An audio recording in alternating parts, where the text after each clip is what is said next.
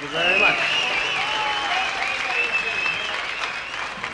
Well, in a neat little town they call Belfast, apprentice to trade I was bound. Many an hour sweet happiness have I spent in that neat little town. A sad misfortune came over me, which caused me to stray from the land, far away from my friends and relations, betrayed by the black velvet band. That's happy now. Her eyes, they shone like diamonds. I thought her the queen of the land, and her hair it hung over her shoulder, tied up with a black velvet band.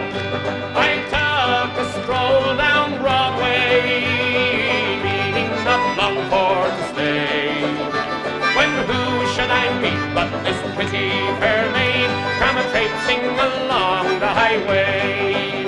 She was both fair and handsome, her neck it was just like a swan's, and her hair it hung over her shoulder, tied up with a black velvet band. Everybody! Her eyes they shone like diamonds. I thought her the queen of the land, and her hair it hung over her shoulder, tied up with a black velvet band. I took a stroll with this pretty fair maid and a gentleman passing us by.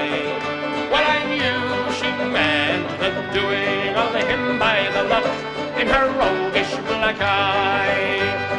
Oh, but she took from his pocket and placed it right into my hand. And the very first thing that I said was, "Access to the black velvet band." Her eyes they shone like diamonds. I thought her the queen of the land, and her hair hung over her shoulder, tied up with a black velvet band. Before the judge and the jury, next morning I had to appear.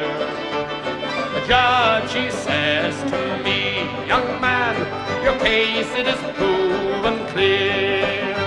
We'll give you 7 years penal servitude to be spent far away from the land, far away from your friends and companions, betrayed by the black velvet band."